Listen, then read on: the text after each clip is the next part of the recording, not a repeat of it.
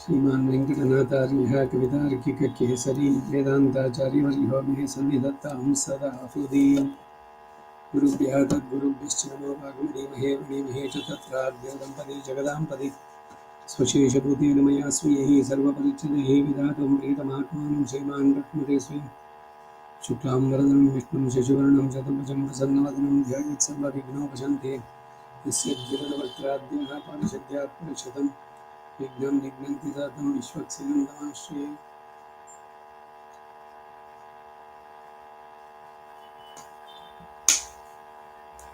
व्यासं वसिष्ठनप्तारं शक्तेः पौत्रमकल्मषं पराशरात्मजं वन्दे जगद्धातं तपोनिधिं व्यासाय विष्णुरूपाय व्यासरूपाय विष्णवे नमो वै ब्रह्मनिधये वसिष्ठाय नमो नमः।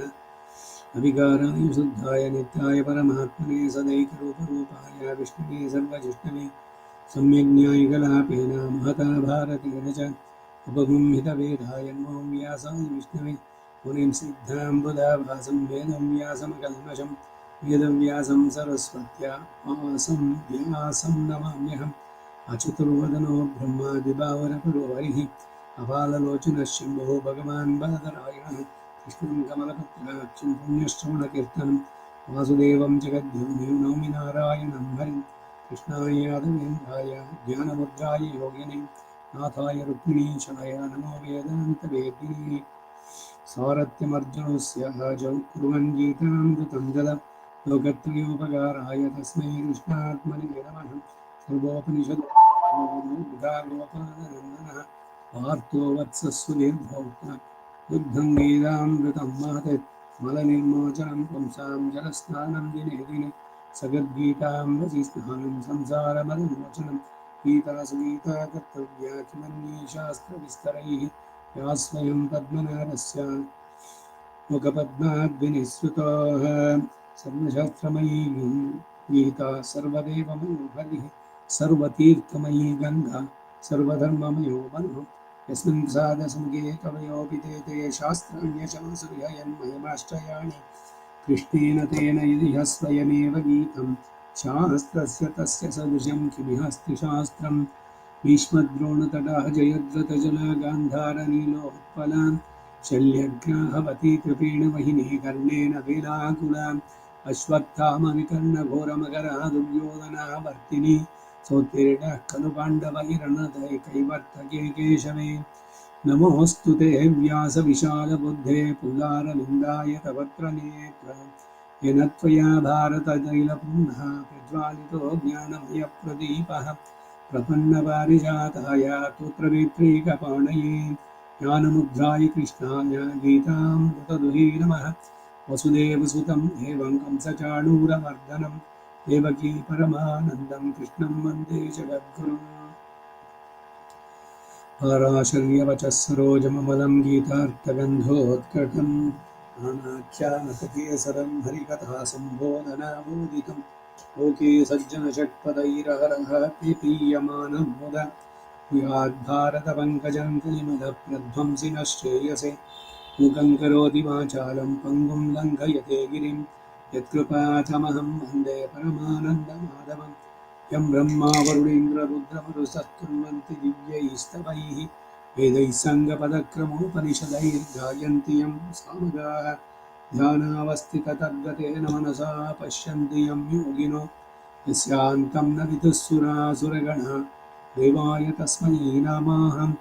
आप्तोय प्रतिबोधितां भगवता नारायणेन स्वयं व्यासेन ग्रथितां पुराणमुनिना मध्ये महाभारतम् अद्वैतामृतवर्षिणीं भगवतीमष्टादशाध्यायिनीम् अम्ब त्वाम् अनुसन्ददामि भगवद्गीते भवद्वेषिणीम्। अष्टमहिषी समेत श्रीकृष्णाय परब्रह्मणे नमः।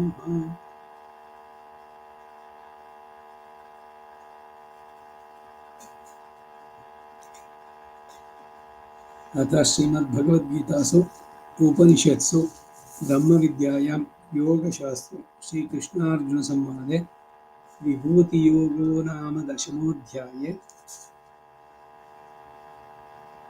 एकचत्वारिंशत् श्लोकः। यद्यद्विभूतिमत्सत्त्वं ಶ್ರೀಮದೂರ್ಜಿತಮೇವ ತತ್ತದೇವಾವಗಚ್ಚತ್ವಂ ಮಮ ತೇಜೋಂಶ ಸಂಭವಂ. ಈ ಶ್ಲೋಕದ ಪ್ರತಿಪದಾರ್ಥ ಆಗಿತ್ತು. ಈಗ ರಾಮಾನುಜರ ಭಾಷ್ಯ. ಯದ್ಯತ್ ವಿಭೂತಿಮತ್ ಈಶಿತವ್ಯ ಸಂಪನ್ನಂ ಭೂತಜಾತಂ ಶ್ರೀಮತ್ ಕಾಂತಿಮತ್ ಧನ ಧಾನ್ಯ ಸಮೃದ್ಧಂ ವಾ ಊರ್ಜಿತಂ ಕಲ್ಯಾಣಾರಂಭೇಷು ಉದ್ಯುಕ್ತಂ ತತ್ತನ್ಮಮ ತೇಜೋಂಸ ಸಂಭವಂ ಇತ್ಯವಗಚ್ಚ. ತೇಜಃ ಪರಾಭಿಭವನ ಸಾಮರ್ಥ್ಯಂ ಮಮ ಅಚಿಂತ್ಯ ಶಕ್ತೇಃ ನಿಯಮನ ಶಕ್ತೇಃ ಏಕದೇಶ ಸಂಭವಂ ಇತ್ಯರ್ಥಃ. ಭಾಷ್ಯದ ಅರ್ಥ.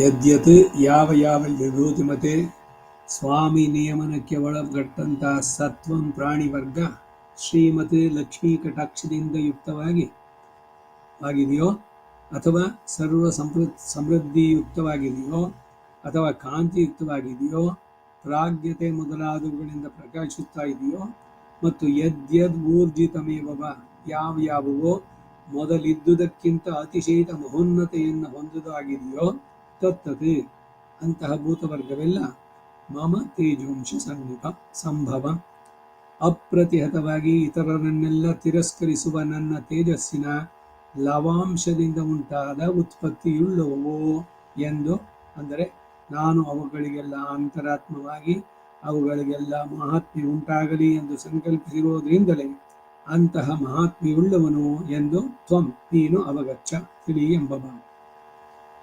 ಈ ಮಾತನ್ನು ಕೇಳಿದ್ರೆ ನಿರಂತರಂ ನಿನೈಪದಾಹ ನೀ ನಿನೈಕ್ಕ ವೇಂಡುಮೇ ಅಂತ ಆಳ್ವಾರಲ್ಲಿ ಹೇಳಿದ್ರಲ್ಲ. ಯಾರು? ತಿರುಮಣಿಷಿ ಆಳ್ವಾರ್. ತಿರುಚಂದ ವಿರುತ್ತಂ.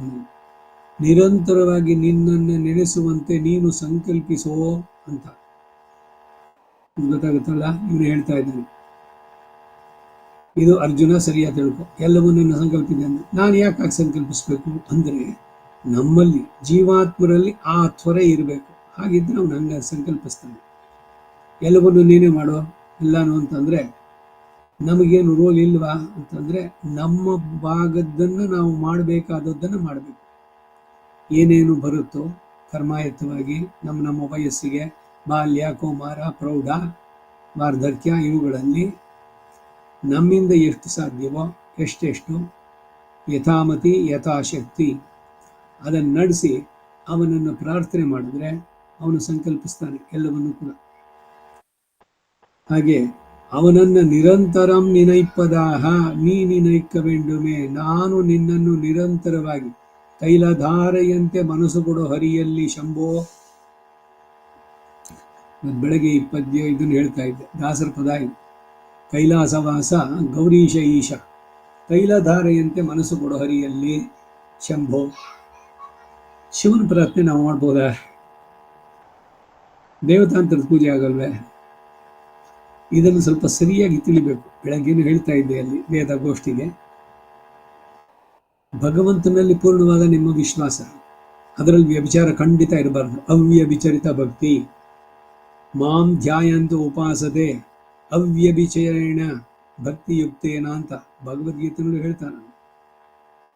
ಆದರೆ ಶಿವ, ಬ್ರಹ್ಮ, ಇತರ ದೇವತೆಗಳು, ಮಿತ್ರ, ವರುಣ, ದೇವ, ಸೂರ್ಯ, ಇವರೆಲ್ಲ ತೇಜಸ್ಸದವ ಸವಿತೃಮಂಡಲ ಮಧ್ಯವರ್ತಿ ನಾರಾಯಣ.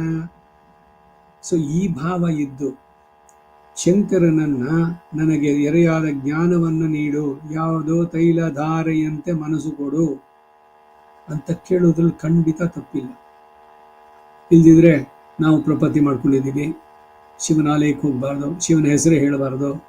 ಹಾಗಾದರೆ ಸ್ಮೃತಿಗಳಲ್ಲಿ ಇದೆಯಲ್ಲ, ಮಾನೋ ಮಹಾಂತಮುತ ಮಾನೋ ಅರ್ಭಗಂ ಮಾನ ವಕ್ಷಂತ ಉದಮಾನ ವಕ್ಷಿತಂ ಮಾನೋ ವದಿಪಿತರಂ ಮೋತ ಮಾತರಂ ಪ್ರಿಯಮಾನಸ್ತಡುಮೋ ರುದ್ರರೀರಿಷಃ ಮಾನಸ್ತೋಕೆ ತನಯೇ ಮಾನ ಆಯುಷಿಮಾನೋ ಗೋಷುಮಾನೋ ಅಶ್ವೇಶುರೀರಿಷಃ ವೀರಾನ್ಮಾನೋ ರುದ್ರಭಾಮಿತೋ ವದೀರ್ಘವಿಷ್ಮಂತೋ ನಮಸಾ ವಿಧೇಮತೆ. ತೈತ್ತಿರಿಯ ಸಂಹಿತೆ 3ನೇ ಕಾಂಡ 4ನೇ ಪ್ರಶ್ನೆ 12ನೇ ಅನುವಾಕ. ಇವತ್ತು ಬೆಳಗ್ಗೆ ಈ ಮಂತ್ರ ಇದೆ. ಮಾ ನಹ ತೋಕೆ ತನಯೇ. ನಹ ಅಂದರೆ ನನಗೆ, ಆಯಸ್ಸು, ಐಶ್ವರ್ಯ, ಪ್ರಾಸ್ಪರಿಟಿ, ಸಂಪತ್ತು ಎಲ್ಲವನ್ನು ನೀಡು ಅಂತ ಅವನನ್ನು ಕೇಳ್ತಾ ಇರೋದು. ರುದ್ರ ಪಶೂನಾಮಧಿಪತಿ, ಪಶುಗಳು ಅಂದ್ರೆ ಹಸುಗಳು ಅಂದ್ರೆ ಅಷ್ಟೇ ಅಲ್ಲ, ಗೋಶು ಅಶ್ವೇಶು ರೀರಿಷಃ, ಹಸುವಿನ ಸಮೃದ್ಧಿನೂ ನಿಮಗಿರಲಿ, ಅಶ್ವಗಳು ಇರಲಿ. ಹಿಂದೆ ಎಲ್ಲ ಇವೆಲ್ಲ ಇರ್ತಾ ಇತ್ತು ಮನೆಯಲ್ಲಿ. ಎಷ್ಟು ಹಸುಗಳನ್ನು ಇಟ್ಕೊಂಡಿದ್ದಾರೆ, ಎಷ್ಟು ಕುದುರೆಗಳನ್ನು ಸಾಕಿದ್ದಾರೆ. ಬ್ರಾಹ್ಮಣನಿಗೆ ಇದೆಲ್ಲನಾ ಅಂತಂದ್ರೆ, ಬೇಕಾದಷ್ಟು ಜನ ಇರೋರು ಅವ್ರ ಜೊತೆಗೆ ಇದೆಲ್ಲ, ಅವನಿಗೆ ಸಮೃದ್ಧಿ ಎಲ್ಲ ಎಷ್ಟಿತ್ತು ಅಂತಂದ್ರೆ ಇದೆಲ್ಲ ಹೇಳ್ಬೇಕಾದ್ರೆ ಇವೆಲ್ಲವನ್ನು ನೀನು ಉಂಟು ಮಾಡು. ಪ್ರಾಪಂಚಿಕವಾದ ವಿಷಯ ಭೋಗಗಳಲ್ಲಿ ನನಗಿದು ಕೊಲೆ ಆಯ್ತು, ನನಗದು ಸಿಗ್ಲಿಲ್ಲ ಅನ್ನುವಂಥದ್ದಿಲ್ಲ. ಯಾವಾಗಲೂ ಇವರು ತೃಪ್ತರು. ಇವರ ಕಾನ್ಸಂಟ್ರೇಷನ್ ಎಲ್ಲ ಭಗವಂತನ ಕಡೆಗೆ. ಅವನು ಕೊಡೋ ಭೋಗವು ಕೂಡ ಎಲ್ಲ ನಿನಗೆ ಸಮರ್ಪಿತ, ನೀನೇನು ಕೊಡ್ತೀಯೋ ಅದನ್ನ. ಈ ರೀತಿ ಭಾವಿಸಿ ಅವ್ರು ಮಾಡ್ತಾ ಇದ್ರು. ಈಗ ಯಾರ ಹತ್ರ ದುಡ್ಡು ಎಷ್ಟಿದೆ ಅಂದರೆ, ಎಷ್ಟು ಶೇರಲ್ಲಿ ಇನ್ವೆಸ್ಟ್ ಮಾಡಿದ್ದಾರೆ, ಎಷ್ಟು ಡಿಪಾಸಿಟ್ಸ್ ಇದೆ, ಫಿಕ್ಸ್ಡ್ ಡಿಪಾಸಿಟ್ ಎಷ್ಟು, SC/SS ನಲ್ಲಿ ಎಷ್ಟು ಇನ್ವೆಸ್ಟ್ ಮಾಡಿದ್ದೀರಿ, ಒಟ್ಟಲ್ಲಿ ಎಷ್ಟಿದೆ ಟೋಟಲ್ಲು, ನಿಮಗೆ ತಿಂಗಳ ಆದಾಯ ಎಷ್ಟು ಬರುತ್ತೆ, ಈ ಕಥೆಯೆಲ್ಲ ಒಬ್ಬರಲ್ಲಿ ಹಣ ಇರೋದನ್ನು ನೋಡೋಂತಾನೆ. ಹಿಂದೆ ಎಲ್ಲ ಹೇಗೆ ಅಂದರೆ, ಅವನು ಎಷ್ಟು ಹಸುಗಳನ್ನು ಇಟ್ಕೊಂಡಿದ್ದಾನೆ, ಗೋ ಸಂಪತ್ತು, ಪಶು ಸಂಪತ್ತು ಎಷ್ಟಿತ್ತು ಅಂತ. ಆರೋಗ್ಯಕ್ಕೂ ಅವನನ್ನೇ ಕೇಳೋದು. ಇದು ದೈಹಿಕವಾದ ಆರೋಗ್ಯ ಇಲ್ಲಿರ್ಬೇಕಾದ್ರೆ ಭಾಗವತ ಆಚಾರ್ಯ ಪಿತೃಕೈಂಕರ್ಯ ಉಪಯುಕ್ತ ಶರೀರ ಇರೋದಕ್ಕಾಗಿ ಶಿವನನ್ನು ಪ್ರಾರ್ಥನೆ ಮಾಡೋದು. ಯೋ ಬ್ರಹ್ಮಣ ಉಜ್ಜಾರ ಪ್ರಾಣ ಶಿರಕೃತಿವಾಸ ಆಪ್ಪಿನಾಗಿ ಈಶಾನೋ ದೇವಸ್ಸನ್ ಆಯುರ್ದದಾತು ತಸ್ಮೈ ಜುಹೋಮಿ ಹವಿಷಾಗದೇನ ಅಪನುದ್ಯ ಘೋರಾನ್. ಘೋರವಾದ ಅಪಮೃತ್ಯುವನ್ನು ಪರಿಹಾರ ಮಾಡೋ ಶಿವನನ್ನೇ ಹೇಳೋದು. ಹೀಗೆ ಶಿವನ ಪ್ರಾರ್ಥನೆ ಅನೇಕವಾಗಿದೆ. ಶಿವ ಜ್ಞಾನಕ್ಕೆ ಅಧಿದಾತೃ, ಯಥಾರ್ಥವಾದ ಜ್ಞಾನ ಅಂದರೆ ನಾವು ಯಾರು, ಆತ್ಮದ ಸ್ವರೂಪ ಏನೋ, ಪರಮಾತ್ಮನ ಸ್ವರೂಪ ಏನೋ, ಅವನನ್ನು ಪಡೆಯೋ ಮಾರ್ಗ, ಈ ತತ್ವ ಜ್ಞಾನ ಇದೆಯಲ್ಲ, ಅದರದ್ದು ಚೆನ್ನಾಗಿ ಬರಬೇಕು ಅಂದರೆ ಅವನ ಕೃಪೆ ಇರಬೇಕು. ಇಲ್ಲಿ ಏನು ಹೇಳ್ತಾ ಇದ್ದಾನೆ ಅಂದರೆ, ಯದ್ಯದ್ವಿಭೂತಿ ಮತ್ಸತ್ವಂ ಶ್ರೀಮದೂರ್ಜಿತಮೇವವ, ಅವೆಲ್ಲ ತತ್ತತ್ ಮಮ ತೇಜೋಂಶ ಸಂಭವ, ಇದನ್ನ ತ್ವಂ ನೀನು ಅವಗಚ್ಚ, ನಿಸ್ಸಂದೇಹವಾಗಿ ನೀನು ಭಾವಿಸತಕ್ಕದ್ದು ಎಂಬ ಉಪದೇಶ. ಅವುಗಳ ಮಹಾತ್ಮೆಯಿಂದ ನಾನು ಎಷ್ಟು ತೇಜೋವಿಶಿಷ್ಟನೋ, ಎಷ್ಟು ಮಹತ್ತಾದವನು ಎಂಬುದನ್ನು ನೀನು ಸುಲಭವಾಗಿ ಗ್ರಹಿಸಿ ಅಂಥವನನ್ನು ಭಜಿಸಿದರೆ ನಿನಗೆ ಸರ್ವಶ್ರೇಯಸ್ಸು ದೊರೆಯುತ್ತೆ ಎಂಬುದನ್ನು ನೀನೇ ಗ್ರಹಿಸಬಹುದು ಎಂಬ ಭಾವ. ವ್ಯಾಸ, ಅಂಬರೀಷ, ಶುಕ, ಶೌನಕ, ಮನು, ವಾಲ್ಮೀಕಿ, ಧ್ರುವ, ಪ್ರಹ್ಲಾದ, ವಿಭೀಷಣ ಮೊದಲಾದವರೆಲ್ಲ ಕೂಡ ಅವರೆಲ್ಲ ನನ್ನ ಅಂಶಭೂತರು ಎನ್ನುವ ಭಾವ. ಎಲ್ಲದರಲ್ಲೂ ಭಗವಂತ ಇದ್ದಾನೆ ಅಂದರೆ ಆಗ್ಬೋದಲ್ಲ, ಪ್ರತಿಯೊಂದರಲ್ಲೂ ಇದ್ದಾನೆ ಅವನು, ಸಂದೇಹನೇ ಇಲ್ಲ. ಚರಾಚರಾಣಿ ಸರ್ವಾಣಿ ಸರ್ವಂ ಭಗವದ್ವಪುಹು, ಭಗವಂತನ ಶರೀರ ಎಲ್ಲವೂ ಚರವೋ ಅಚರವೋ. ಈಗ ಭಾಷ್ಯದಾರ್ಥಕ್ಕೆ ಬರೋಣ. ವಿಭೂತಿಗಳಲ್ಲಿ ಪ್ರಾಧಾನ್ಯವಾದವುಗಳಲ್ಲೂ ಕೆಲವು ಮಾತ್ರವೇ ಉಪದೇಶಿಸಲ್ಪಟ್ಟಿರೋದ್ರಿಂದ ಇನ್ನೂ ಅನೇಕವು ಇದೆಯಲ್ಲ ಅಂತ ಪರ್ಯಾಲೋಚಿಸಿ, ಇನ್ನೂ ಹೇಳದೇ ಇರುವವುಗಳಲ್ಲಿ ಉತ್ಕೃಷ್ಟ ವಿಭೂತಿ ಎಂದು ನೀನು ತಿಳಿಯುವ ಬಗೆಯನ್ನು ಹೇಳ್ತೇನೆ ಕೇಳು. ಅವುಗಳಿಗೆಲ್ಲ ನಾನೇ ಆತ್ಮ ಅಂತ ತಿಳಿ ಎಂದು ಈ ಶ್ಲೋಕದ ಮೂಲಕ ತಿಳಿಸ್ತಾರೆ. ಯದ್ಯತ್ ಯಾವುದು ವಿಭೂತಿಮತ್ ಅಂದರೆ ಈಶಿತವ್ಯ ಸಂಪನ್ನಂ ಸ್ವಾಭಾವಿಕಾನವಧಿಕಾತಿಶಯೇಶಿತೃತ್ವಂ, ಈಶಿತೃತ್ವಂ ಸ್ತೋತ್ರತ್ವದಲ್ಲಿ ಈಶಿತವ್ಯ ಸಂಪನ್ನಂ ನಿಯಮಿಸಲ್ಪಡುವ ಪ್ರಭಾವವನ್ನು ಹೊಂದಿರುವಂತಹ ಭೂತಜಾತಂ, ಇದು ಸತ್ವಂ ಎಂಬುದರ ವ್ಯಾಖ್ಯಾನ.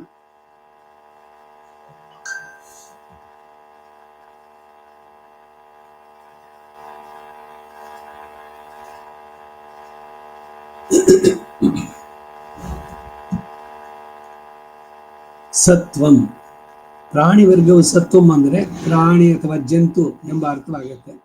ಭೂತಜಾತಂ, ಭೂತ ಸಮೂಹ ಎಂಬ ವ್ಯಾಖ್ಯಾನ ಹೇಗೆ ಅಂದರೆ ಯತ್ ಯತ್ ಎಂದು 2 ಸಲ ಮೂಲದಲ್ಲಿ ಹೇಳಿರೋದ್ರಿಂದ ಉಂಟಾಗುವ ಅಭಿಪ್ರಾಯ. ಶ್ರೀಮತ್ ಎಂದರೆ ಕಾಂತಿಮತ್, ಪ್ರಕಾಶನ ಹೊಂದಿರುತ್ತೋ, ಅಥವಾ ಧನಧಾನ್ಯ ಸಮೃದ್ಧಂ ವಾ, ಧನಧಾನ್ಯ ಸಮೃದ್ಧಿ ಉಳ್ಳದ್ದೋ, ಊರ್ಜಿತಂ ಮಂಗಳಕರ ಕಾರ್ಯಗಳಲ್ಲಿ ಉದ್ಯುಕ್ತವಾಗಿದೆಯೋ, ಅಂದರೆ ಅಭಿವೃದ್ಧಿಯನ್ನು ಹೊಂದುತ್ತಾ ಇದೆಯೋ, ತತ್ತತ್ ಅವುಗಳನ್ನೆಲ್ಲ ಮಮ ತೇಜೋಂಶ ಸಂಭವಂ ನನ್ನ ತೇಜಸ್ಸಿನ ಲವ ಅಂಶದಿಂದ ಉತ್ಪತ್ತಿಯುಳ್ಳವಾದದ್ದು ಅಂದಾಗಿ ಈತಿ ಅವಗಚ್ಚ ಎಂದು ತಿಳಿ. ವಿಭೂತಿ ಶಬ್ದಕ್ಕೆ ಈ ಪ್ರಕರಣಾನುಗುಣ್ಯೇನ ಈಶಿತವ್ಯ ಎಂದೇ ಅರ್ಥವೆಂದು ಸ್ಪಷ್ಟವಾಗಿ ತಿಳಿಸುವುದಕ್ಕಾಗಿ ಹಾಗೆ ವ್ಯಾಖ್ಯಾನ. ವಿಭೂತಿ ಯೋಗ, ಭಗವದ್ ವಿಭೂತಿಗಳು ಎಲ್ಲ ಅಂದರೆ ಎಲ್ಲವೂ ಕೂಡ ಅವನಿಂದ ನಿಯಮಿಸಲ್ಪಟ್ಟದ್ದು. ಅಂತಃಪ್ರವಿಷ್ಟ ಶಾಸ್ತ್ರ ಜನಾನಾಂ ಸರ್ವಾತ್ಮ, ಸರ್ವಕ್ಕೂ ಆಧಾರನಾಗಿ, ಸರ್ವಕ್ಕೂ ನಿಯಾಮಕನಾಗಿ, ಸರ್ವಶೇಷಿಯಾಗಿರುವಂಥ ಪರಮಾತ್ಮ. ಮುಂದೆ ಮಮ ತೇಜೋಂಶ ಸಂಭವಂ ಅಂತ ಇರೋದ್ರಿಂದ ಅಂತಹ ತೇಜಸ್ಸಿನ ಲವಾಂಶದಿಂದ ಉಂಟಾದದ್ದು. ಲವ ಅಂದ್ರೆ ಎಷ್ಟು? ತುಂಬ ಅತ್ಯಂತ ಒಂದು ಕಣ ಅದರಲ್ಲಿ ಅಂತ ಹೇಳ್ಬೋದು. ಅಂತಹ ಅದೂ ಸಹ ಕಾಂತಿಯುಕ್ತವಾಗಿ ಇರಬೇಕು ಎಂದು ತಿಳಿಸುವುದಕ್ಕಾಗಿ ಶ್ರೀಮತ್ ಎಂಬುದಕ್ಕೆ ಕಾಂತಿಮತ್ ಎಂದು ಭಾಷೆ. ಶ್ರೀ ಶಬ್ದಕ್ಕೆ ಲಾಕ್ಷಣಿಕಾರ್ಥವೇ ಯುಕ್ತ ಎಂದು ಭಾವಿಸಿ ಶ್ರೀ ಎಂದರೆ ಕಾಂತಿಯೂ ಆಗಬಹುದು ಅಥವಾ ಸಂಪತ್ತು ಆಗಬಹುದು. ಧನಧಾನ್ಯ ಸಮೃದ್ಧಿಂಬಾ ಎಂದು ವಿಕಲ್ಪಿಸಿ ಅರ್ಥ ಮಾಡಿದ್ದಾರೆ. ಇಲ್ಲಿ ಊರ್ಜಿತಂ ಅಂದರೆ ಕಲ್ಯಾಣಾರಂಭೇಶು ಉದ್ಯುಕ್ತಂ, ಶ್ರೇಯಸ್ಸನ್ನು ಉಂಟು ಮಾಡುವ ಕಾರ್ಯಾರಂಭದಲ್ಲಿ ಉದ್ಯುಕ್ತವಾದ. ಊರ್ಜಾ ಅಂದರೆ ದೀನತ್ವವಿಲ್ಲದೆ ಸನ್ನಾಹ, ಶೀಲತ್ವವು ಶೀಲಿರುವುದರಿಂದ ಉತ್ಸಾಹಶೀಲತೆಯಿಂದ. ಉತ್ಸಾಹವಂತಃ ಪುರುಷಾನ ಅವಸೀದಂತಿ ಕರ್ಮಸು, ರಾಮಾಯಣದ ಕಿಷ್ಕಿಂಧಕಾಂಡ 112ನೇ ಶ್ಲೋಕ ಹೇಳಿದ ಹಾಗೆ ಕಲ್ಯಾಣಾರಂಭ ಯಾವಾಗ ಆಯಿತು ಆಗ ಫಲಸಿದ್ಧಿಯು ಉಂಟು ಎಂಬುದು ಸೂಚಿತ. ಏಕೆಂದರೆ ಅವೆಲ್ಲವೂ ಮಮ ತೇಜೋಂಶ ಸಂಭವಂ. ಇಲ್ಲಿ ತೇಜ ಶಬ್ದಕ್ಕೆ ಯಾವ ಅರ್ಥ ಅಂದರೆ, ಮೊದಲು ಅವತಾರಿಕೆಯಲ್ಲಿ ಜ್ಞಾನಬಲ ಐಶ್ವರ್ಯ ತೇಜಸ್ಸೇ ಮೊದಲಾದ ಷಾಡ್ಗುಣ್ಯ ಪರಿಪೂರ್ಣ ಎಂದು ಹೇಳಲ್ಪಟ್ಟಲ್ಲಿ ತೇಜ ಶಬ್ದಕ್ಕೆ ಯಾವ ಅರ್ಥವೋ ಅದೇ ಅರ್ಥ ಅಂತ ತಿಳಿಸ್ತಾರೆ. ತೇಜ ಎಂದರೆ ಕಾಂತಿ ಎಂಬ ಅರ್ಥ ಅಲ್ಲ. ಪರಾಭಿಭವನ ಸಾಮರ್ಥ್ಯ, ಇತರರಿಂದ ತಾನು ತಿರಸ್ಕರಿಸಲ್ಪಡದೆ ಅವರನ್ನು ನಿರಾಕರಿಸುವ ಸಾಮರ್ಥ್ಯ. ಈಗ ತೇಜಸ್ಸು ಬ್ರಹ್ಮ ತೇಜಸ್ಸು ಅಂತಾರೆ.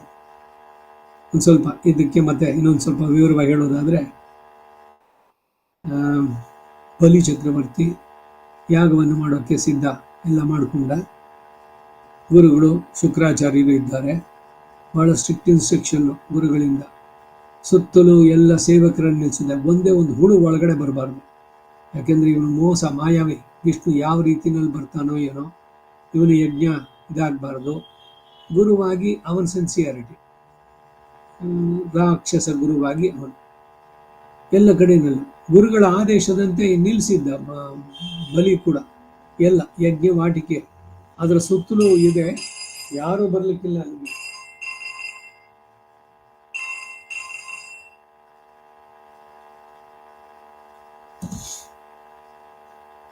ಯಾರು ಬರೋನಿಲ್ಲ.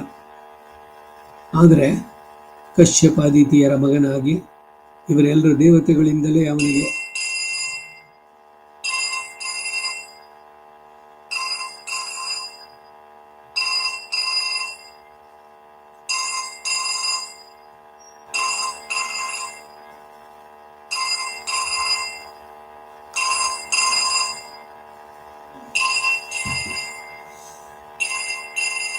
ಎಲ್ಲನೂ ಪೂರ ಕವರ್ ಮಾಡಿಬಿಟ್ಟಿದ್ದಾರೆ. ಆದರೆ ಇವನು ಬರ್ತಾ ಇದ್ದಾಗ ಅವನು ಒಂದ್ಸಲಿ ತಿರುಗಿ ನೋಡಿದಾಗ ಅವನು ತೇಜಸ್ ಹೇಗಿತ್ತು ಅಂತಂದ್ರೆ ತಾವಾಗಿ ಎಲ್ಲೂ ದಾರಿ ಬಿಟ್ಕೊಟ್ಬಿಟ್ರು. ಇದು ಪರಾಭಿಭವನ ಸಾಮರ್ಥ್ಯಂ. ಮತ್ತೊಬ್ಬರ ಮನಸ್ಸಿನ ಮೇಲೆ ಅವನ ತೇಜಸ್ಸು ಇದು ಎಷ್ಟರ ಮಟ್ಟಿಗಿತ್ತು ಅಂತಂದ್ರೆ ಸಹಜವಾಗಿ ಎರಡು ದಾರಿ ಕೊಟ್ಬಿಟ್ಟಿದ್ದು. ಹೀಗೆ ತೇಜಸ್ಸು ಪರಾಭಿಭವನ ಸಾಮರ್ಥ್ಯಂ, ಇತರರಿಂದ ತಾನು ತಿರಸ್ಕರಿಸಲ್ಪಡದೆ ಅವರನ್ನು ನಿರಾಕರಿಸುವ ಸಾಮರ್ಥ್ಯ. ತೇಜ ಶಬ್ದಕ್ಕೆ ಅರ್ಥ ಹೇಳಿ ಮಮ ತೇಜೋಂಶ ಸಂಭವಂ ಅಂತ ಹೇಳಿದ ತಾತ್ಪರ್ಯ ಏನು ಅಂತ ತಿಳಿಸ್ತಾರೆ. Hello, see, I am in a class. You please don't disturb me now.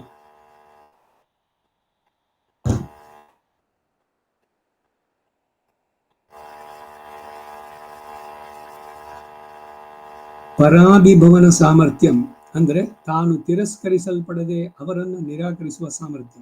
ತೇಜ ಶಬ್ದಕ್ಕೆ ಅದು ಅರ್ಥ ಹೇಳಿ ಮಮ ತೇಜೋಂಶ ಸಂಭವಂ ಅಂತ ಹೇಳಿದ ತಾತ್ಪರ್ಯ ಏನು ಅಂತ ತಿಳಿಸ್ತಾರೆ. ಮಮ ಅತ್ಯದ್ಭುತ ಆಶ್ಚರ್ಯ ಶಕ್ತಿಯುಳ್ಳ ನನ್ನ, ಅಘಟಿತ ಘಟನಾ ಶಕ್ತಿಯುಳ್ಳಂತಹ ನನ್ನ, ಅಚಿಂತ್ಯ ಶಕ್ತಿಯೇ ಇತರರು ಯೋಚನೆ ಮಾಡಲು ಕೂಡ ಸಾಧ್ಯವಲ್ಲದಂತಹ ಮಹತ್ತಾದ ಶಕ್ತಿಯುಳ್ಳವನು. ಅಚಿಂತ್ಯ ನಿತ್ಯಾದ್ಭುತ ನಿತ್ಯ ಯೌವನ ಸ್ವಭಾವ ಲಾವಣ್ಯಮಯಾಮೃತೋದಧಿಹಿ. ಸ್ತೋತ್ರ ರತ್ನ ಸುಮ್ಮನೆ ಬರೀ ರತ್ನ ಅಂತ ಹೇಳಿಲ್ಲ, ಅದು ಒಂದೊಂದು ಶ್ಲೋಕದಲ್ಲಿ ಅಷ್ಟು ಅರ್ಥಪೂರ್ಣವಾದಂತಹ ಪದಗಳು ಉಪಯೋಗಿಸಿದ್ದಾರೆ ಅವರು. ಅಷ್ಟು ಕಮ್ಯುನಿಕೇಶನ್ ಇದೆ ಅದರಲ್ಲಿ. ನಮಗೆ ಅರ್ಥ ಗೊತ್ತಿಲ್ಲವಲ್ಲ. ಸ್ವಾದೇನ್ಯ ಸರ್ವೇ ಶಾಂತಯ್ಯಂತ ಆತ್ಮ ಸುದುರ್ಗಾಂ ನಮೋ ನಮೋ ವಾಂಗ್ಮನಸಾದಿ ನಮೋ ನಮೋ ವಾಂಗ್ಮನಸ ಏಕಮೌಮೆ ನಮೋ ಫಾಸ್ಟಾಗಿ ನೀವು ಹೇಳ್ಕೊಂಡು ಹೋಗಿ. ಅರ್ಥ ಗೊತ್ತಿಲ್ಲದಿದ್ರು ಪರವಾಗಿಲ್ಲ, ಕೇಳಿಸ್ಕೊಳ್ತಾನಲ್ಲ ಅವನಿಗೆ ಗೊತ್ತಾಗತ್ತೆ ಎಲ್ಲ ಅರ್ಥನೂ. ಎಲ್ಲ ಎಷ್ಟು ಉದಾಹರಣೆಗಳನ್ನು ಕೊಡ್ತಾರೆ ಅಂದರೆ, ಈಗ 8 ವರ್ಷಕ್ಕೆ ಗರ್ಭಾಷ್ಟಮೇ ಉಪನೀತ, ಅವನಿಗೆ ಹೇಳೋ ಭವತಿ ಭಿಕ್ಷಾನ್ ದೇಹಿ, ಅವನು ಭವತಿ ಭಿಕ್ಷಾನ್ ದೇಹಿ ಅದರ ಅರ್ಥ ಏನು ಗೊತ್ತಾ ಅವನಿಗೆ. ಆದರೆ ಭಿಕ್ಷೆ ಹಾಕೋರು ಅವನಿಗೆ ಭಿಕ್ಷೆಯನ್ನು ನೀಡಬೇಕು. ಸಾಕ್ಷಾತ್ ಅನ್ನಪೂರ್ಣೇನೇ ವಾಮನನಿಗೆ ಭಿಕ್ಷೆಯನ್ನು ನೀಡಿದ್ಲಂತೆ ಅನ್ನಪೂರ್ಣೇಶ್ವರಿ ಅವನ ಭಿಕ್ಷಾಪಾತ್ರೆಯನ್ನು. ಹೀಗೆ ಅರ್ಥ ಗೊತ್ತಿದ್ದು ಹಾಗಾದ್ರೆ ಬೇಕೇ ಇಲ್ಲ, ಸುಮ್ಮನೆ ಹೇಳಿದ್ರೆ ಸಾಕು ಅಂತಲ್ಲ, ಅರ್ಥವನ್ನು ತಿಳಿಬೇಕು. ಅದರಲ್ಲಿ ಅರ್ಥ ತಿಳಿದು ಅನುಸಂಧಾನ ಮಾಡಿದ್ರೆ ಅದರ ಆನಂದ ಇನ್ನೂ ಅಷ್ಟು ಹೆಚ್ಚು. ನೀವು ಅದರಲ್ಲಿ ತನ್ಮಯತೆ ನಿಮ್ಗೆ ಹೆಚ್ಚಿಗೆ ಉಂಟಾಗತ್ತೆ. ಒಂದು ವೇಳೆ ಅರ್ಥ ಗೊತ್ತಿಲ್ಲದೆ ಹೇಳಿದ್ರು ಆಗತ್ತೆ. ಅದಕ್ಕಾಗಿ ಹೇಳಿದು ಅಚಿಂತ್ಯ ಶಕ್ತಿಯೇ ಇತರರು ಯೋಚನೆ ಮಾಡಲು ಕೂಡಲ ಸಾಧ್ಯವಲ್ಲದಂತ ಮಹತ್ತಾದ ಶಕ್ತಿ ಉಳ್ಳವನು. ಒಂದಕ್ಕೊಂದಕ್ಕೆ ಕಾಂಟ್ರಡಿಕ್ಷನ್ಸು ನಮ್ಗೆ ಸಾಮಾನ್ಯವಾಗಿ ಬರೋದು. ಈಗ ಇದೇ ಒಂದು ಶ್ಲೋಕ ತಗೋಣ ಸ್ತೋತ್ರ ರತ್ನದಲ್ಲಿ. ನಮೋ ನಮೋ ವಾಂಗ್ ಮನಸಾತಿ ಭೂಮಯೇ, ನಮೋ ನಮೋ ವಾಂಗ್ ಮನಸೈಕ ಭೂಮಯೇ. ಇದರ ಅರ್ಥ ಏನು? ನಮೋ ನಮೋ ವಾಕ್ ಮನಸ್ಸಿಗೆ ಸಿಕ್ಕದವನೇ, ವಾಂಗ್ ಮನಸಾಭಿಭೂಮಿಯೇ. ನಮೋ ನಮೋ ವಾಂಗ್ ಮನಸೈಕ ಭೂಮಿಯೇ. ವಾಕ್ ಮನಸ್ಸಿಗೂ ಅವನು ಸಿಕ್ಕೋಲ್ಲ, ಆದರೆ ವಾಕ್ ಮನಸ್ಸಿನಿಂದಲೇ ಅವನನ್ನು ತಿಳಿಬೇಕು ಅಂತ. ನಮೋ ನಮೋ ಅನಂತ ಮಹಾವಿಭೂತಯೇ, ನಮೋ ನಮೋ ಅನಂತ ದಯೈಕ ಸಿಂಧವೇ. ಮತ್ತೆ ಮೊದಲನೇದಕ್ಕೂ ಎರಡನೇದಕ್ಕೂ ಏನು ಲೈನ್ಗಳಿಗೆ ಒಂದಕ್ಕೊಂದಕ್ಕೆ ವಿರುದ್ಧಾರ್ಥವಾಯ್ತಲ್ಲ ಅಂತಂದ್ರೆ, ಪೂರ್ಣವಾಗಿ ವಾಕು ಮನಸ್ಸಿನಿಂದನಾಗಲಿ ಅವನನ್ನು ಗ್ರಹಿಸೋಕ್ಕಾಗೋಲ್ಲ, ಆದರೆ ಅವನನ್ನು ನೋಡೋಕ್ಕೆ ಬೇರೆ ಇನ್ಯಾವುದು ಮಾರ್ಗ ಇಲ್ಲ.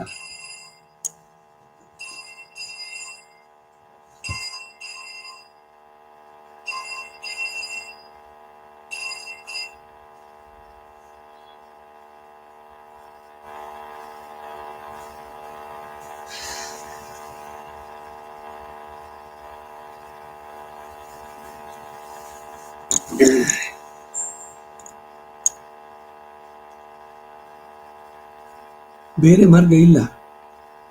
ಅವನನ್ನು ತಿಳಿಯೋದಕ್ಕೆ ವಾಕ್ ಮನಸ್ಸಿನಿಂದಲೇ ಗ್ರಹಿಸಬೇಕೆ ಹೊರತು ಇಂದ್ರಿಯಗಳಿಗೆ ಅದು ಸಿಕ್ಕವನಲ್ಲ. ಅವನ ಕಣ್ಣು ಕಾಣಿಸೋಲ್ಲ.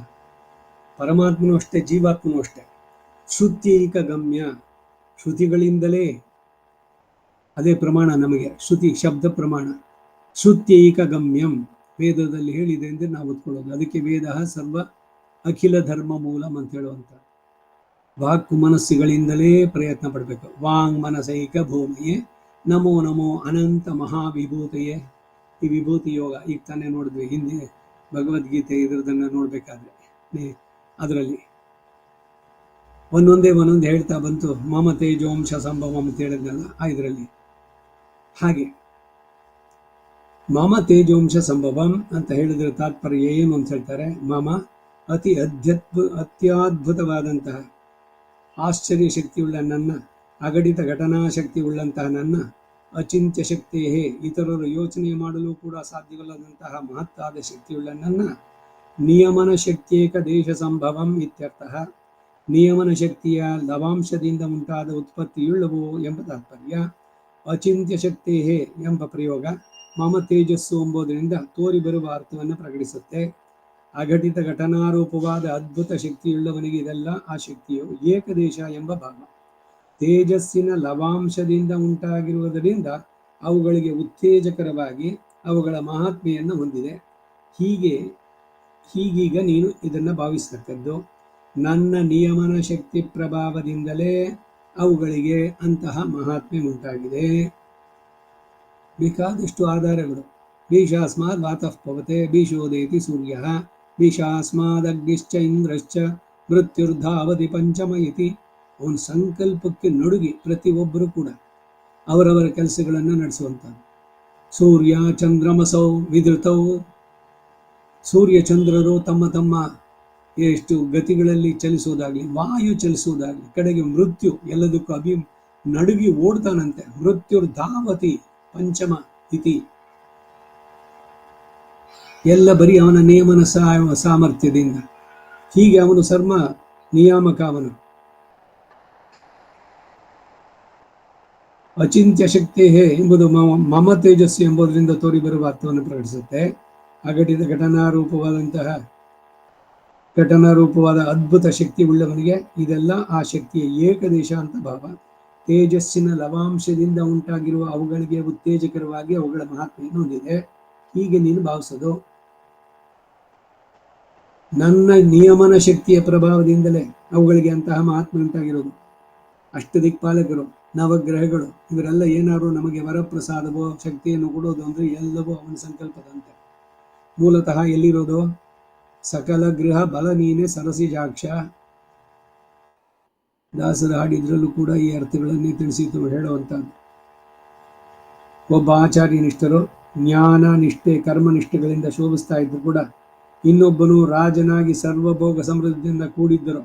ಇನ್ನೊಬ್ಬ ಲೋಕದ ಜನರ ಮರ್ಯಾದೆಗೆ ಒಳಗಾಗಿ ಅವರಿಗೆ ಹಿತಕರವಾದ ಕೆಲಸಗಳಲ್ಲಿ ನಿರತನಾಗಿ ಅವರುಗಳಿಂದ ಪೂಜಿಸಲ್ಪಡ್ತಾ ಇದ್ರು ಕೂಡ ಇನ್ನೊಬ್ಬ ಭೌತಿಕ ಶಾಸ್ತ್ರ ಪ್ರವೀಣನಾಗಿ ಅನೇಕರಿಗೆ ಪ್ರಯೋಜನಕರವಾದ ವಿಷಯಗಳನ್ನುಂಟು ಮಾಡಿ ಲೋಕದಲ್ಲಿ ಗೌರವವನ್ನು ಹೊಂದುತ್ತಾ ಇದ್ರು.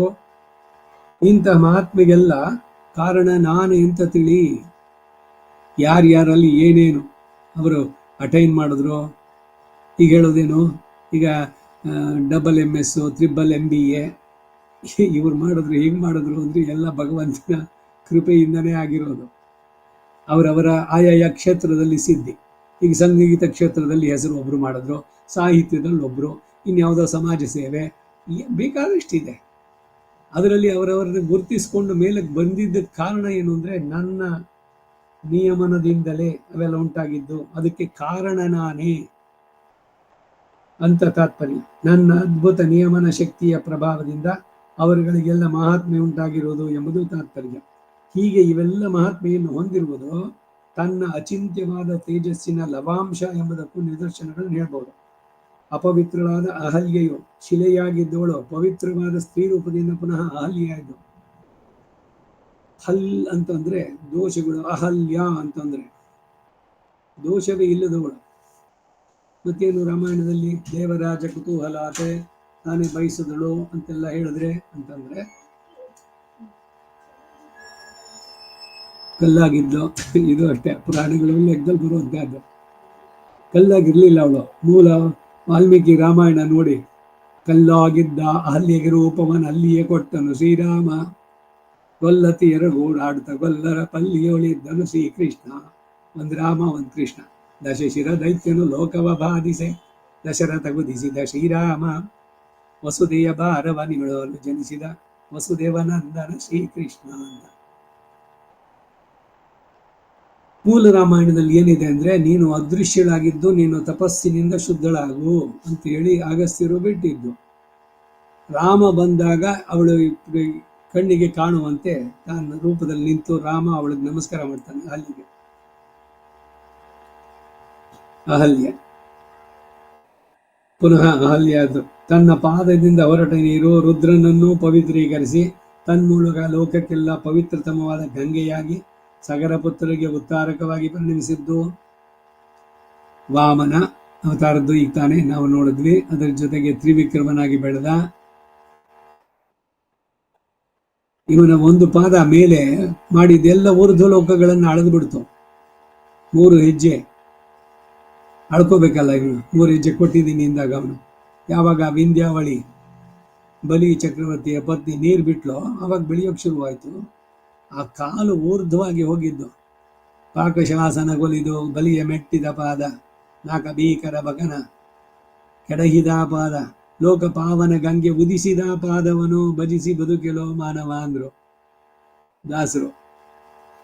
ಆ ಪಾದ ಮೇಲೆ ಬಂದಾಗ ಭೂಹು ಭುವಃ ಸುವಃ ಮಹಾ ಜನಃ ತಪಃ ಸತ್ಯಂ, ಸತ್ಯಲೋಕದಲ್ಲಿ ಬ್ರಹ್ಮ ನೋಡ್ದ ಇದೇನು ಪಾದ ಯಾರ್ದಿದು ಅಂತ. ಅದರಲ್ಲಿ ಶಂಖ ಪದ್ಮ ಗರುಡ ಬೇರೆ ಎಲ್ಲ ರೇಖೆಗಳು ಎಲ್ಲ ಲಕ್ಷಣಗಳು. ಈ ರೀತಿಯ ಪಾದ ಇನ್ಯಾರಿಗೂ ಇರೋಕೆ ಸಾಧ್ಯ ಇಲ್ಲ ಅಂತ ಹೇಳಿ, ಇದು ಸಾಕ್ಷಾತ್ ಜಗದಾದಿ ಕಾರಣ ಅವಂದೇ ಅಂತೇಳಿ ತನ್ನ ಕಮಂಡಲುವಿನಿಂದ ತಗೊಂಡು ನೀರಿನಿಂದ ತೊಳೆದ. ಆ ಪಾದ ತೊಳೆದದ್ದು ಭಗವಂತ ಪಾದ ಸ್ಪರ್ಶ ಆಗಿದ್ದರಿಂದ ಗಂಗೆಗೆ ಆ ಪಾವಿತ್ರ್ಯತೆ ಉಂಟಾಯಿತು. ಆಮೇಲೆ ಭಗೀರಥ ಹೋಗಿ ಪ್ರವರ್ತನೆ ಮಾಡಿ ಸಗರ ಪುತ್ರರಿಗೆ ಮೋಕ್ಷವನ್ನ ಶಾಪ ಬೂದಿಯಾಗ್ಬಿಟ್ಟಿದ್ರಲ್ಲ ರಾಶಿಯಾಗಿ, ಅವರಿಗೆ ಉದ್ಧಾರಕ್ಕಾಗಿ ಇವನ ಪ್ರಯತ್ನ ಮಾಡಿ ಭಗೀರಥ ಪ್ರಯತ್ನದಿಂದ ಕರೆದ. ಗಂಗೆ ಹೇಳಿದ್ರು ನಾ ಬರ್ತೀನಿ, ಆದ್ರೆ ನನ್ನ ಫೋರ್ಸನ್ನು ತಡೆಯೋರು ಯಾರು ಶಕ್ತರು ಅಲ್ಲಿ ಅಂತ. ಶಿವನನ್ನು ಪ್ರಾರ್ಥನೆ ಮಾಡು. ಶಿವ ಅಲ್ಲ, ರುದ್ರನನ್ನ. ಯಾಕೆಂದ್ರೆ ಅವನ ಹೆಸರು ರುದ್ರ. ಅವನ ಹುಡ್ತಾನೆ ಅಳ್ತಾ ಇದ್ದಂತ ಅವನು. ಬ್ರಹ್ಮ ಕೇಳಿದ ಯಾಕೆ ಅಳ್ತಿದ್ಯಾ ಅಂತ. ನನಗೆ ಹೆಸರೇನು ಅಂತ. ರೋದಯತಿ ರುದ್ರ, ನೀನು ಅಳ್ತಾ ಇದೀಯ, ಅದಕ್ಕೆ ನಿನ್ನ ಹೆಸರು ರುದ್ರ ಅಂತ. ಹಾಗೆ ರುದ್ರನಾಗಿದ್ದವನು ತಾನು ನಿಂತ್ಕೊಂಡ, ನಾನು ಅವಳನ್ನು ಧರಿಸ್ತೀನಿ ಅಂತ.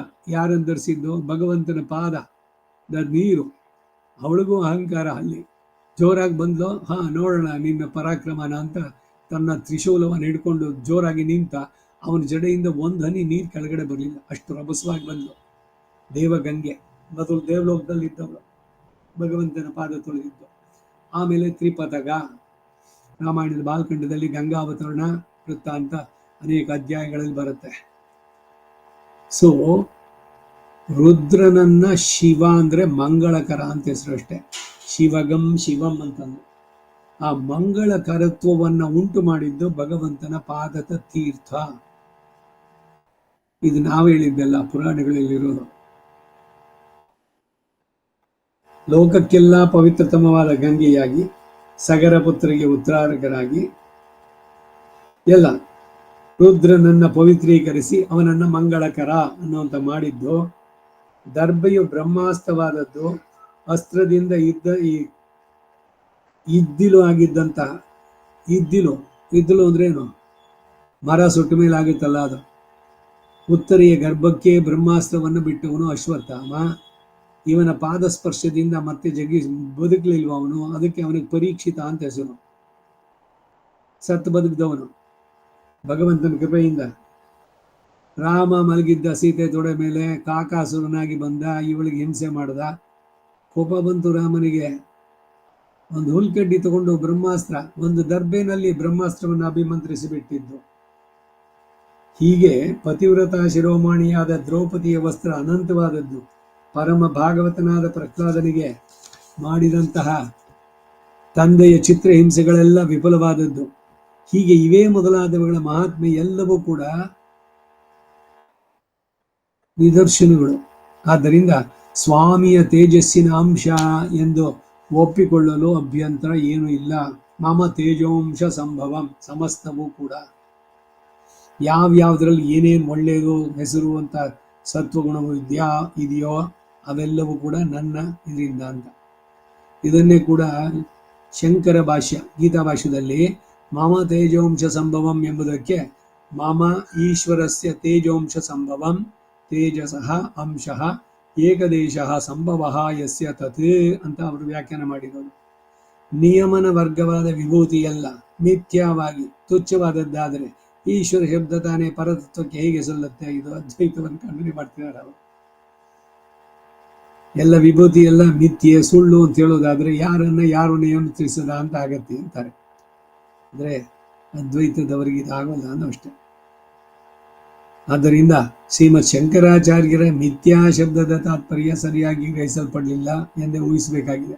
ಏಕೆಂದ್ರೆ ಈಗಿನವರು ಮಿಥ್ಯಾ ಶಬ್ದಕ್ಕೆ ಹೇಳುವ ಅರ್ಥ ಈ ಶ್ಲೋಕದ ಶಂಕರ ಭಾಷ್ಯಕ್ಕೆ ಸರಿ ಹೋಗೋದಿಲ್ಲ.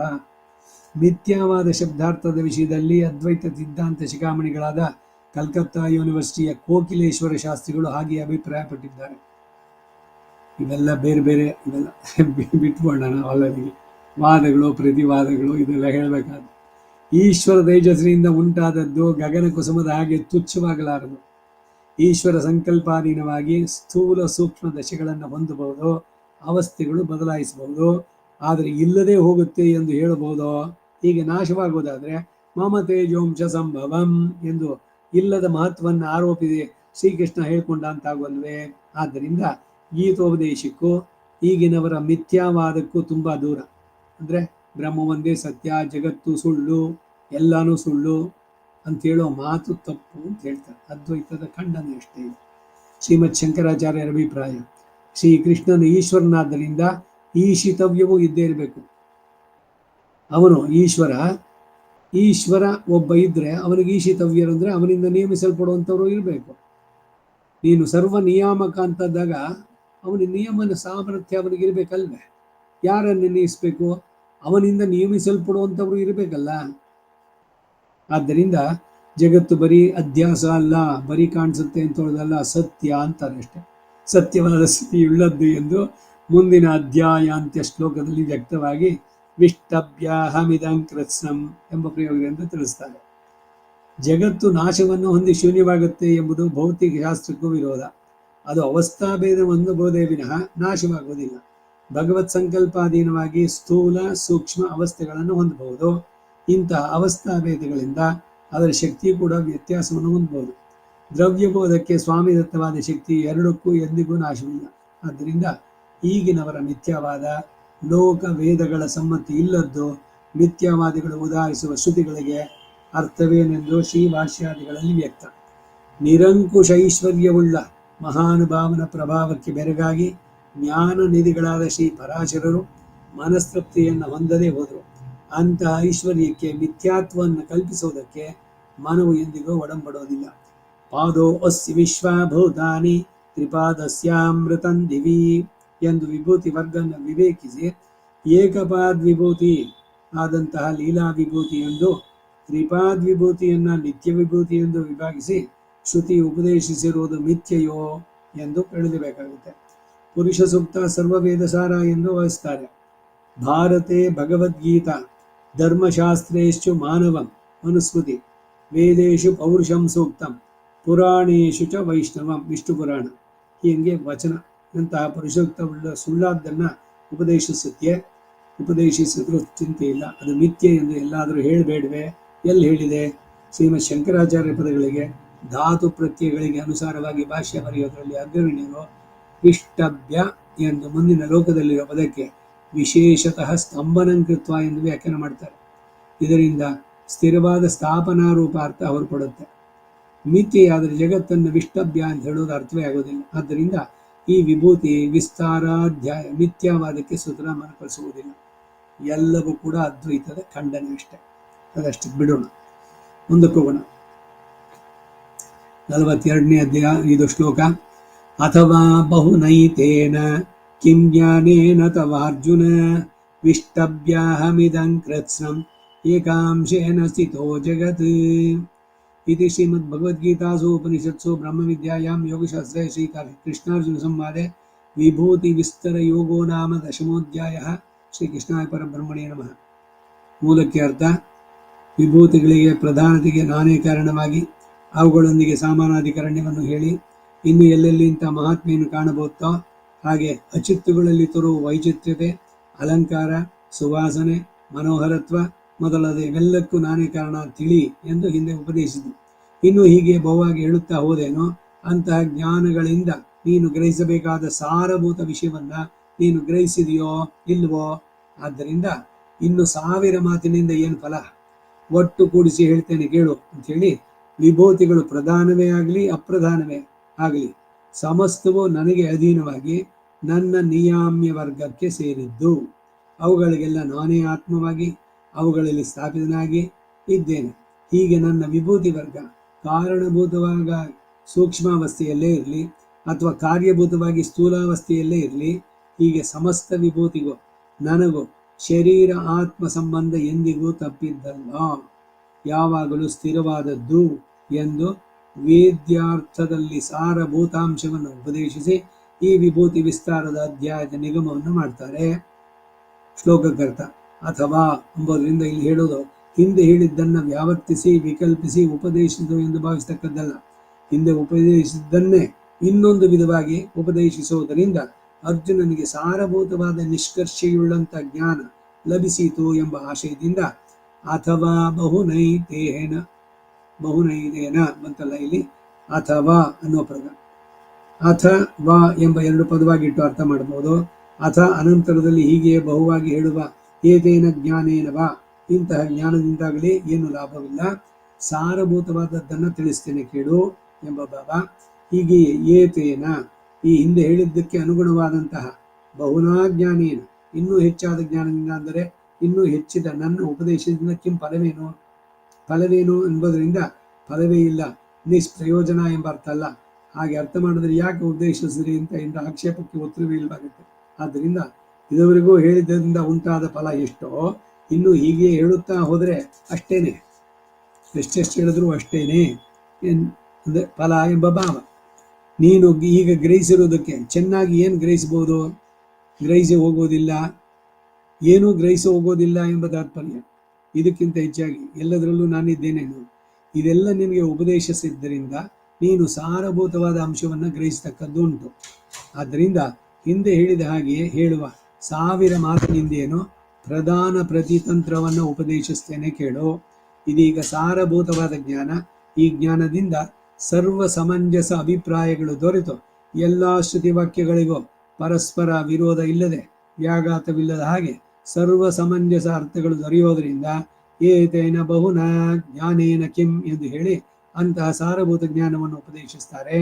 ಇದಂ ಜಗತ್ತೆ, ಈ ಚಿದಾತ್ಮಕವಾದ ಜಗತ್ತಾದ ಕೃತ್ಸ್ನಂ ಸಮಸ್ತವನ್ನು ಕೂಡ ಕಾರಣ ಅವಸ್ಥೆಯಲ್ಲಿ ಇರುವುದನ್ನೇ ಆಗಲಿ ಅಥವಾ ಕಾರ್ಯರೂಪದಲ್ಲಿ ಇರುವುದೇ ಆಗಲಿ, ಹೀಗೆ ಸಮಸ್ತ ವಿಶ್ವವನ್ನು ಜಗತ್ತೆಂಬ ಶಬ್ದ ಸರ್ವ ವಿಶ್ವಕ್ಕೂ ಉಪಲಕ್ಷಣ ವಿಷ್ಟಭ್ಯ ಆತ್ಮತ್ವೇನ ಪ್ರವೇಶ ಮಾಡಿ ಅದರೊಂದಿಗೆ ಸ್ಥಿರನಾಗಿರುವನಾಗಿ ಏಕಾಂಶೇನ ನನ್ನ ಮಹತ್ವದ ಲವಾಂಶದಿಂದ ಸ್ಥಿತ ಇದ್ದೇನೆ.